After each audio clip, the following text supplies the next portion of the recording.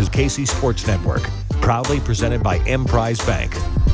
Welcome into another 3-Maw bonus edition. I am your host, Cole Manbeck, joined as always by former Kansas State wide receiver and partner at Wildcat NIL, Curry Sexton, who was at the game in Lawrence on Saturday, and we're here to recap the positive outcome that was probably a little bit more nerve-wracking than any of us would have liked, but Kansas State comes out on top 31-27, and actually the closest margin in the Sunflower Showdown since 2018 when Kansas State won 21-17, and probably the most anxious K-State fans have been at any Sunflower Showdown in about 15 years when the streak started. So K-State pushes that winning streak against the Jayhawks out to 15 in a row. And Curry, I guess maybe just to start things off, take me through your emotions watching that game live and what you were feeling as the game went on. Yeah, so I guess I got to say I was at the game. I was in the stadium till we got down by 11. You and I discussed it at length, but I was very much on the fence about going at all because I told you I didn't want to be in that stadium if the Cats lost. And so at halftime, I told my parents who I was sitting with, I said, if KU comes out and scores to start the second half, I'm leaving. Going back to my brothers who lives right down the street, I'll watch the rest of the game from there. So they scored, and I basically sprinted back to my brother's house and watched the rest of the game from his couch. Unfortunately, because he has YouTube TV and KU's PA system is obnoxiously loud, I had to try to watch it with my ears plugged so I couldn't hear their PA system blaring music, with the delay on YouTube TV. So it was an interesting setting for me, especially in that second half. But man, as far as emotions go, I mean, it was an interesting game. I mean, a roller coaster of emotions. We come out, we marched right down the field for an early touchdown. And after that, we really, things really sputtered for us. We struggled offensively. Defensively, we struggled to get off the field. And obviously it was just a back and forth football game, and we caught a lot of breaks. I mean, we had, the block PAT, I wouldn't call that a break, but the block PAT return for 2 points was incredibly huge. The muff punt, Rich Miller dropping an easy walk-in pick six. I mean, there were a lot of things that went our way, a lot of breaks that went our way Saturday night. But at the end of the day, a win is a win, and it feels great to chalk up number 15 in the streak. Yeah, the blocked PAT was particularly huge as the way that the game that shook out, because if not for that, it's a 2-point game. And KU could kick a game-winning field goal at the end. Or I guess it wouldn't have been a game winner necessarily. There would have still been almost 6 minutes left on the clock. But instead of having to go for a 4th and 5 at around the 15-yard line and where they threw an interception, KU could have kicked a field goal there to go ahead if not for that 2 points. So that's a 3-point swing when you look at the score, because KU should have gotten 1 and K-State ends up getting 2. And we know how big that can be in terms of momentum. And then K-State eventually gets up 16-13, and KU goes right back down the field and scores 20-16. What did you see, Curry, that KU was doing offensively? We talked about their scheme and how great it is, but what did you see that they were doing to K-State with their scheme to give them so much trouble, especially in that first half and that first drive of the second half? It was honestly from an Andy Kotelnicki KU perspective, it was I would almost describe their game plan as vanilla. And I think part of that was because they went with their third string, true freshman walk-on at quarterback. But other than them, starting Cole Ballard split wide and then motioning him or doing a shifting him back into the quarterback position, or him starting at quarterback and shifting to a Wildcat, there wasn't as much pre-snap movement from KU as we're accustomed to seeing. And really, I thought it was a pretty dressed down game plan from them. Again, I think probably because they were without Jason Bean or Jalen Daniels. I think really we just struggled with our run fits. I mean, think of, when they put Torrey Loughlin back there, every single time he was back there, I think almost every single time they ran speed option. And despite that, it took 7 or 8 times of them running that before we ever, figured out how to stop it. A lot of situations where they were in long yardage situations. I mean, I think back to The second quarter, when we get them in a 2nd and 18 after a sack on first down, and then on 2nd down, they just run basically a little draw play or kind of a delayed dive, and they get 15 yards. I think we really, I think we struggle with our run fits. I think a lot of that was in part because we're without Jake Clifton, we're without Daniel Green. There was an obvious void there in the center of the defense. I continue to think Austin Romaine is going to be a heck of a player, but he struggled quite a bit Saturday night. And then, obviously we made some adjustments, and I think one of the biggest adjustments we made was Bo Palmer taking over at that middle linebacker position and really making some good plays. But I don't think KU necessarily did anything to give us some fits. I think we struggled ourselves and allowed them to get a lot of chunk yardage plays. Our tackling was really poor for a lot of the game. Devin Neal made us look pretty silly on a number of different occasions. So I think it was more on our execution than it was on anything KU was doing.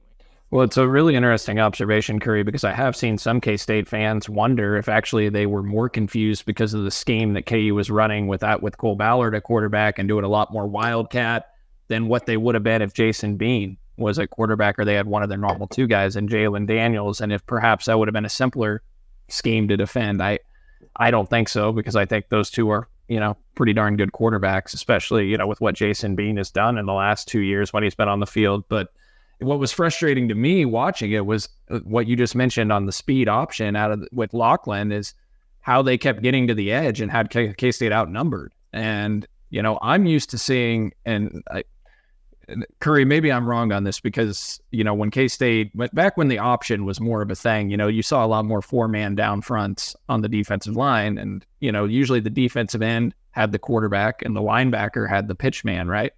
Well, what I kept seeing on Saturday was K-State would have like Desmond Purnell or Austin Moore try to defend the quarterback, and there was nobody to take the pitch man. And so I couldn't figure out where's the D end at in that picture. Is there responsibility of the quarterback and the linebacker the pitch man, or was this K-State just getting completely outnumbered? Is that any ideas there or any thought on how that was happening? Yeah, I think it was just a numbers thing. I think, credit to Andy Kotelnicki and his offensive staff for locating a weakness in our defense. And I think just like you said, in a typical speed option with a 4-man front and that defensive end playing, maybe at a 7 or even a 9 technique, that guy becomes the read guy. Well, I think with a 3-3-5 where those guys might be playing into a 4 or 5 technique, then they're just, they're typically they're not outside the tackle or outside the tight end. And so they're not going to be your pitch guy. So I think KU, based on the numbers game, determined that, okay, the outside linebacker, which was in a lot of cases Desmond Purnell, is going to be our read guy. He's going to be our pitch guy. And then if our receiver can run off the corner or get him blocked, then it becomes a foot race between our running back, Devin Neal, and one of the other linebackers, whether that be Austin Romaine or Austin Moore. And we saw a number of occasions where it was a one-on-one matchup, and it was a race to the boundary, race to the end zone for KU, and Devin Neal's going to win that race almost every single time. And so I think we just struggled to adjust to that. We weren't prepared for it, and it wasn't until after halftime it seemed that we finally got a handle on that. But again, credit to them for recognizing a weak spot in our defense with that speed option. I really wish we would have adjusted to it sooner, but unfortunately that was a play that gave us a lot of fits. So they go 3 and out on the first drive of the game, KU does, and then the next 4 drives, KU scores 4 touchdowns. They have 298 yards of offense on 35 plays, averaging 8.5 yards per play. Then after that, the ensuing 4 drives, KU doesn't score the rest of the game. They get 79 yards of offense on 19 plays, which is around 4.1 yards per play. So K-State cut that number, substantially down, more than in half of what they were getting per play. Specific adjustments that you saw K-State make and Joe Klanderman and Chris Kleiman, other than I like you. I'm glad you highlighted Bo Palmer, because I think, we all think Austin Romaine's going to be a really good player. That's a tough offense to go up against as a true freshman linebacker. Bo Palmer came in the game and made some big plays, including a sack that put KU in a 2nd and 17 with maybe 6.5 minutes left in the game, which set their offense back. And that's when they end up going for a 4th and goal or a 4th down 4th and 5 from around the 13, 14-yard line. But any specific adjustments you saw, or was it K-State just playing better and tackling better? Yeah, I think, the biggest adjustment was just our execution. I think I can't remember at which point in the game. I was just trying to look back at my text messages to because I marked that down. But it wasn't until sometime late in the third quarter that we got them into their first third and really long situation, 3rd and 9+. And so, for the first 2.5, 3 quarters, we did not put them in any unfavorable situations as far as third down goes. And so, that gave them, they had their entire playbook at their disposal on every third down in the first half and into the third quarter. And so I think the big thing was we started executing better. We got some sacks. We got some, we stuffed them behind the line on some run plays and put them in situations where they had to make the freshman quarterback throw the football. And obviously he threw the ball to us a couple times, and that kind of flipped the game on its head. So I think the biggest thing was just our execution. Our tackling was better, and getting them in those obvious passing situations was key, because Cole Ballard was never going to win that football game by himself. Instead, their game plan was, let's do everything. Let's make it so that Cole Ballard just has to run this machine. And for the first 2.5 quarters, that was exactly the case. And so the biggest thing for me was just execution more than anything. Yep. No, I completely agree. It was the 3rd and long. There were a couple penalties that put KU in 3rd and longs, or eventually 2nd and longs, and then they only let him get 2 or 3 yards on 2nd down and got in 3rd and 12. Obvious passing situations, difficult for a freshman walk-on quarterback when you can pin your ears back more and know exactly what they're doing and drop into coverage as well. So completely agree with that. We're going to talk more about K-State's offense as well here. We've talked mostly about the defense, but first we got to tell you all about our friends at Home Field Apparel. Their Home Field Black Friday sale started on November 17th, actually. Sale ends on November 26th, so you've still got several more days, depending upon when you're listening to this, to take advantage of the Black Friday sale. Actually, 20% off the entire site with the code Black Friday. No spaces or anything, just Black Friday. It's the biggest discount Home Field offers all year across the board, so don't miss out on it. It's better than our 3-mall 23 15% discount, so take advantage of that extra 5%. Go to homefieldapparel.com, score 20% off by November 26th in ordering gear. Check out all their K-State gear, 40-plus items on their website that you can choose from.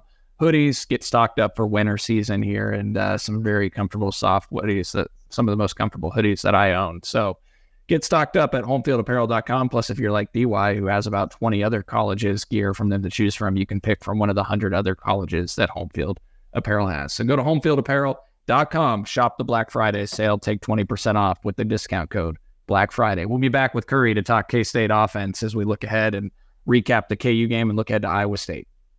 Thanks for listening to KC Sports Network. Make sure you download our new app. Find it on the App Store or Google Play. Just search KC Sports Network. I guess stating the obvious, Curry, before we jump to the offense, is just how big turnovers were once again. And, you remember back early in the season, K-State's offense wasn't forcing turnovers, or K-State's defense wasn't forcing turnovers, I'm sorry. And the offense had several games where they were turning it over once, twice a game. The 3-interception game against Oklahoma State.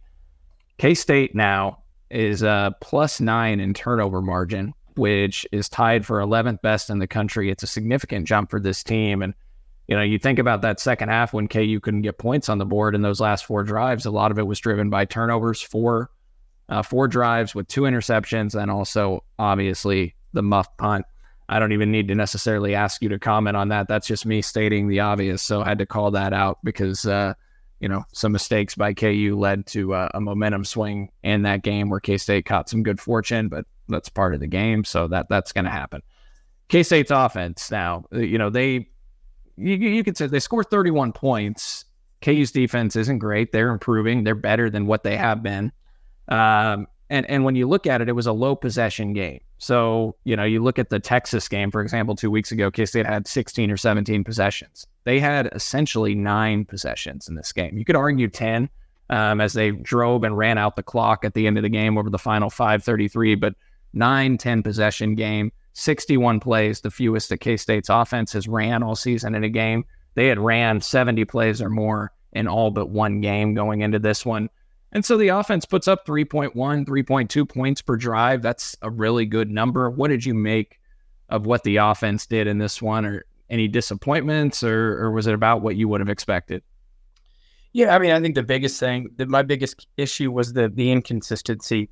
It just, you go down that first drive, and obviously things tend to be a little bit different when you have your initial 10, 20 play script versus when the opposing defense, settles in and adjusts to what you're throwing at them. But, to have that initial, easy drive right down the field, Will Howard's throwing some darts all over, and then to really struggle over the course of the next several series and then not score again until, the touchdown pass to Keegan Johnson, which was, which was a product of a really critical holding call on that fourth down play, that fourth down pass where we otherwise would have turned it over on downs. And I don't know. I've seen it a couple times. I mean, as a receiver, I tend to still think, it's the old slingshot move.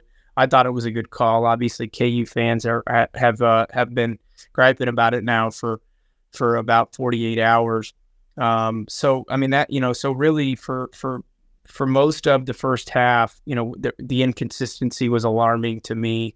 A lot of we had the two longer sustained drives and then a lot of quick possessions with punts. So you just like to see more consistency in there. Like to see us not get behind the sticks so often.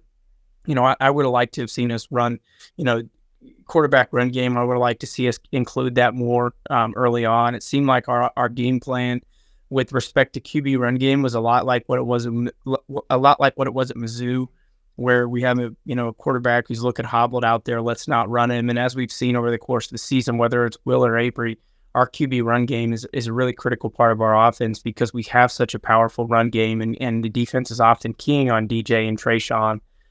So would have liked to have seen that incorporated into the game plan a little bit earlier because we saw late that Will Howard made some plays with his feet. I think the inconsistency was the biggest thing, but guys made some plays. Chase Brown was huge, made a couple huge plays in that game. DJ Giddens was a horse. I mean, you love to see DJ just running guys over and fighting for extra yardage. I wish we would have used him more. It did seem like, early on, our success was, if DJ's in the game, we're moving the football. When DJ's out, we're not. And so for the second and third series of that game, to sit over there and watch DJ on the sideline, I'm thinking, man, we got to get that guy in here. He's obviously the guy with the hot hand. And so would have liked to have seen us ride DJ even more than we did. But all in all, we did what we had to do to win the football game. And a lot of positives, not a ton of negatives. Obviously, Will's interception was a huge mistake, and he got away with with what should have been a pick six, an easy pick six on a really questionable throw. But again, the guys did what they had to do to win a football game, and at the end of the day, on the road, that's really all that matters. I'm glad you brought up though the frustrations with some of the inconsistencies because Curry, you probably were thinking like I was early in the game. K-State goes right down, scores on 5 plays, 75 yards. It's actually the 9th time in 11 games that K-State scored on its first drive. 8 touchdowns and 1 field goal in those 9 opportunities out of the 11. They then get the 3 and out, and they're driving again, and they're making it look easy. And I'm thinking, you get up 14-0 already. You got a walk-on quarterback freshman for Kansas on the field. You start to get them playing from behind so much that they have to abandon a little bit of the game plan, get into more obvious passing situations. So they could have still stuck with the script, that early in the game and ran the football. But you get what I'm saying. You start to build that lead up. You kind of deflate the crowd. They start thinking, here we go again. Kansas State, KU, typical stuff. We got all excited, similar to what I used to feel as a kid watching KU K-State basketball. Here comes the KU 15-0 run when you're up by 8 or something. I'm sure Kansas fans would have been thinking the same thing, but K-State, unfortunately, stalls out around the 50-yard line. They punt. KU goes down and they get a touchdown. They convert a 4th and 2, actually. That was a big play that they completed. Then they get the score evened up at 7-all. And then in the second half, one of the things that was frustrating when it was 27-24, K-State gets the interception, and then they throw it right back to KU. You're thinking, all right, now's the time to capture momentum, turn it right back over. They had good field position. And then K-State forces punt, the defense does. So back-to-back times, the offense gets the ball back with a chance to take the lead. similar to Missouri, right? How many times did they get the ball back with a chance to either put the game away or take the lead against Missouri, and they couldn't do it earlier in the year? And then they end up punting again after I think they went like negative 12 yards because of a penalty on that drive. It was a 3-and-out, and they got fortunate that KU muffed the punt. And then they did take advantage. The last 2 drives, they go down, or that last drive, they get a touchdown to take the lead. And then they burn the clock out 5+ minutes, burn all of KU's timeouts and melt the clock. But to your point, I mean, I could see you nodding your head there. Those were frustrating stretches for me as I was watching it unfold. Yeah, absolutely. And again, I mean, I think, we talk about how the block PAT, flipped the game. I mean, in my view, the muff punt was the biggest play in the football game. Our offense on a couple possessions in a row with a chance to take the lead didn't capitalize. KU's going to get the football on, in our territory with a chance to go down and extend their 27-24 lead. And so, really, we were really fortunate with the way some bounces fell to sneak out of there with a win. And I will say one of the more impressive things that we did was after KU threw the interception in the end zone to Marquise Siegel, to take that ball and to just completely deflate the clock was impressive. I mean, that's what really, really good football teams do. That they're going to be gearing up for the run. They're going to use all their timeouts. You got to fight against a loaded box. And for us to just methodically get first down after first down and drain that clock to 0 was incredibly impressive. I mean, that's 4-minute offense. You don't see it executed as well as we executed it on Saturday night very often. And so I think that, and then the decision on that 3rd and long on that last drive to make that, to throw the ball and for Will to put the ball in a tight spot to Phillip Brooks, just an incredibly impressive way to extend the streak to 15. So I was really, really impressed by that. Just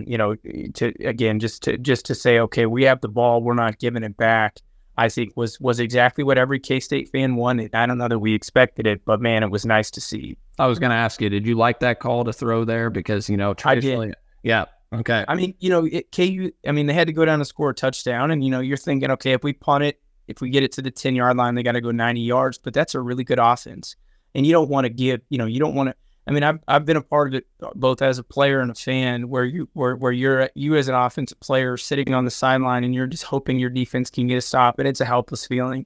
And it puts a lot of pressure on a defense. And it's not to say that our defense wouldn't have held, because I do think they would have, but man, for the offense to just suck the life out of that football game is impressive, and it's, as a fan, it's a great feeling.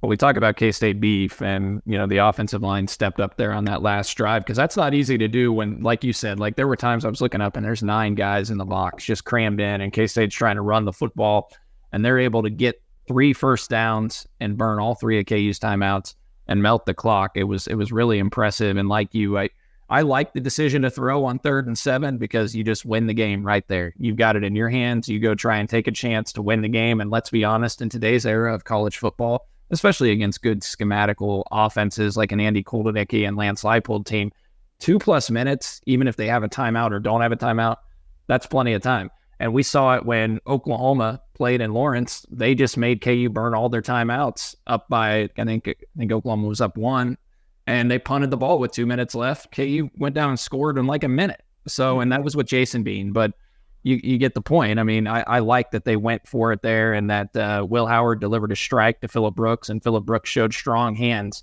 to hang on. I was a little nervous they were going to overturn it, and honestly, I could have seen it go 50-50. I wouldn't have melted down if they did. It was really close as they started replaying it. So, yeah, sense of relief I'm sure we all feel after that one, to get it to 15 straight and get to 8-3 on the season. And now just looking ahead, Curry, K-State's got Iowa State on Saturday. Do you worry at all about an emotional letdown spot here, senior day? They should be excited for that, but just coming off, you could tell that this game meant a lot to the players. Like they Wabash in front of the fans. I've been going to KU games in Lawrence since 2006. I'd never seen the team get in front of the fans and the band there and Wabash and do all that. And it looked like they were pretty jacked up and fed off that atmosphere. So do you worry at all about a letdown spot against a solid Iowa State team here?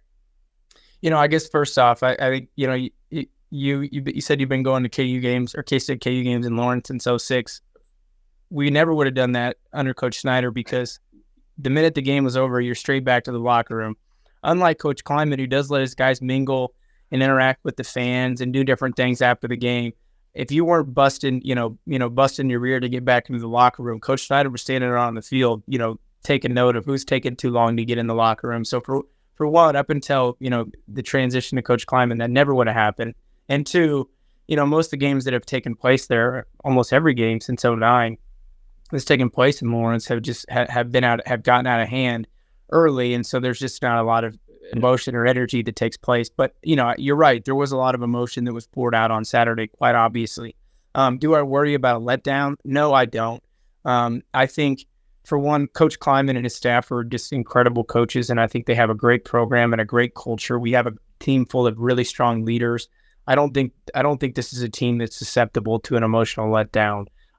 Sure they put a lot into Saturday night into coming back and winning that football game, but they're going to be geared up for their last home game. And the last home game for a lot of players who have helped us win a lot of football games.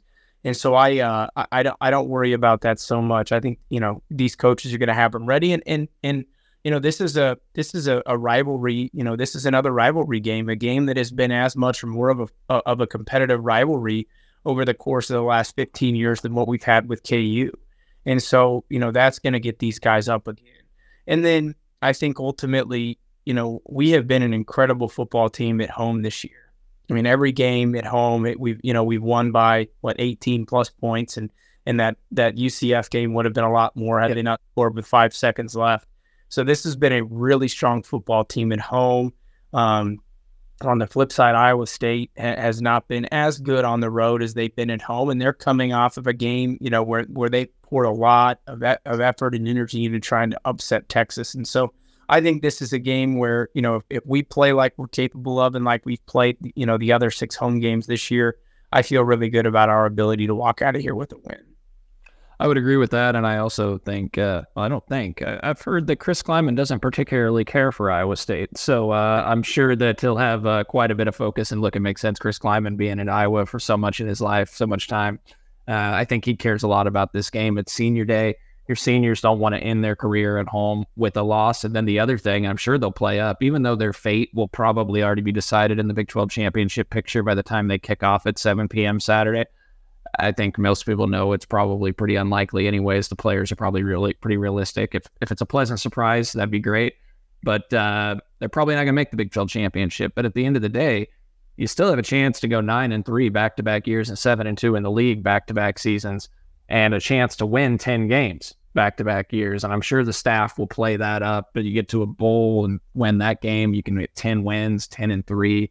That's a darn successful season. I don't think anyone's going to be looking down on that. So yeah, especially after ending, after starting the season at 2-2 or 3-2. It's you're absolutely right. I mean, things after the Oklahoma State game certainly weren't looking as positive as they are now. And so yeah, the opportunity to finish the year strong, winning 5 out of 6, 6 out of 7, whatever it is there's obviously that's nothing to write home about. And I think, the Big 12 is, you're still playing for bowl positioning here. The Big 12 is a unique conference where, there's not, you don't get locked in because where you finish, and the bowl games get to choose who they like. And so, depending on where Texas ends up, whether they get into the CFP or not, and where Oklahoma finishes up, and whether we get 2 teams into the New Year's 6 bowl games or not, there's an opportunity that we're going to go back to San Antonio for the Alamo Bowl and would potentially play in Arizona, a really strong Pac-12 team, or we go down to Orlando and we get another strong matchup at a bowl game that we haven't played in before. And so I think there's still a lot left to play for here, and Coach Kleiman and his staff aren't going to sell that short by any stretch. I'm sure they don't want to play themselves into a position to potentially be under consideration for Memphis in the Liberty Bowl. We know the players don't really enjoy that. So you don't want to lose. That should be enticing enough to not go back to Memphis and the Liberty Bowl and risk that at 8-4, where you're then in a muddied mess of tiebreakers there in the Big 12. And I know we don't go off the standings necessarily, but I think if you get to 9-3, 7-2 in the league, you're probably going to go to the Pop-Tarts Bowl, which I hate the bowl. I hate the bowl names, Curry. I hate that it's like it used to be the sponsor for all the bowls and then the actual traditional bowl name. It's a real pet peeve of mine that like some of these bowls now are just sponsor's name. It sounds so stupid to me. Like I miss it. The Colligan's Holiday Bowl growing up, the Weiserloch Copper Bowl, the Jeep Eagle Aloha Bowl. Like that's what I like. I don't like these whole, I feel stupid, saying Pop-Tarts Bowl. Yeah, you're exactly right. They're ridiculous. The names have gotten ridiculous. I wish there was still. You're right. A name for the bowl game with the naming sponsor before it. But I think it's putting that aside. I think our fans would be excited about the opportunity to go to Orlando. Again, it's not a place we've been to before, and there's a chance. You go down there and you match up with NC State or North Carolina or Notre Dame. I mean, that's a game where you're going to get a really strong matchup against a strong Power 5 program, and it's going to be a bowl game that people are going to get excited about. So I think as a K-State fan, you hope for a convincing win, send these seniors off the right way, and get ourselves into a really strong bowl game. Yep, absolutely. Completely agree. Looking forward to it. Anything new over at catsnil.com that we haven't discussed recently, Curry? Nothing new. Nothing new. I mean, obviously, we got some exciting events coming up. I'll just rattle off three really quick. On December 13th, we've got we're gonna do a launch party for the beer that we've collabed with Manhattan Brewing Company on. So that's Wednesday night, Wednesday, December 13th. We're gonna go down there. Probably have some different coaches down there, some raffle items, and the beer that'll be the first night that the beer is available. So really excited about that. And the potential for that partnership. And then two nights later, December 15th, we're having a women's basketball fashion show at the museum at Prairie Fire in Overland Park, Kansas. If you're available that night, come out and support our women's basketball team, who is ranked 16th in the country as of today, and is having a really, really strong start to the season. This is probably going to be the best women's basketball team we've had in 15 years. So come out and support them. Help get some NIL money into their pockets. And then, the big one that we launched on Thursday of last week is the Lightbold Climbing event that's scheduled for March 4th in Kansas City at a location to be determined. But that's going to be a really incredible evening. Going to get to hear some really exclusive banter between two strong coaches and two good friends, moderated by none other than Mitch Fultis, the voice of the Kansas City Chiefs. So we're really excited about that one. Excited about the strength of the rivalry now, and we're trying to feed off of that and hope that we can put some significant dollars into the football NIL pot. Awesome. And by the way, forgot to mention earlier, we are going to be set up, and I said this on our KU postgame pod, but Holiday Distillery is going to have a tailgate for the Iowa State game, west side of the parking lot, parking spot 778. It's close up toward the stadium, and it's toward the north end for you folks looking to find it. But come have a drink with us. Holiday Distillery is going to have everything set up. It'll be an awesome time. You'll be able to find us pretty easily. There'll be a Holiday Distillery 360 big tent. You'll see the truck with 360 vodka, Ben Holiday bottled and bond bourbon plastered all over it. So you'll be able to find us, and we'll be over there. John, DY might get Curry to come over too. And I'm coming. I'm coming for sure. Wyatt from Holiday Distillery called me last week, and after seeing the drinks that guy mixes up at our golf tournament in October, I'm not missing it. Wait, unless my wife is in the hospital, that's true. I will be at the Three Mile tailgate. You could still come over from the hospital and just have a drink. We're on the west side, Curry. You don't even have to go over to the east. Just as long as she's not in labor, I could probably talk her into that. She might be able to see it from the window. I mean, the parking lot still, you got the view of the stadium in the backdrop. No, the best of luck to your wife and you on that. As you welcome your second into the world. So I had forgotten about that. But yeah, if you're there. Wyatt, I see, is calling you because he wants the big celebrity there to come. We're not the 3 Mile crew's not good enough. We need the 1,000-yard receiver to come. No, show up. I think we're building, like you guys, we're building a good relationship with Holiday, and they were a huge presence at our golf tournament.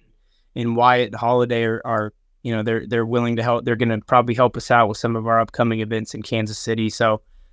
Really excited about that budding partnership, and then I want to make sure that we're showing up for Wyatt and for Three Mall on Saturday, because both you guys have been good to us. No, yeah, we appreciate you guys at Wildcat NIL. We appreciate the fine folks at Holiday Distillery and Wyatt. Trust us, folks. He makes some delicious drinks, so come enjoy one. I think there was a lot of FOMO last year when we did it. We didn't probably promote it as hard as we should have for the KU game last year when we had the season finale in Manhattan. And I remember I tweeted out a picture of the setup and the full bar and everything. And all of a sudden I had people like, why didn't I know about this? Like they're trying to get over there. So come on by. We'll probably be set up around 4 p.m., 7 o'clock kick.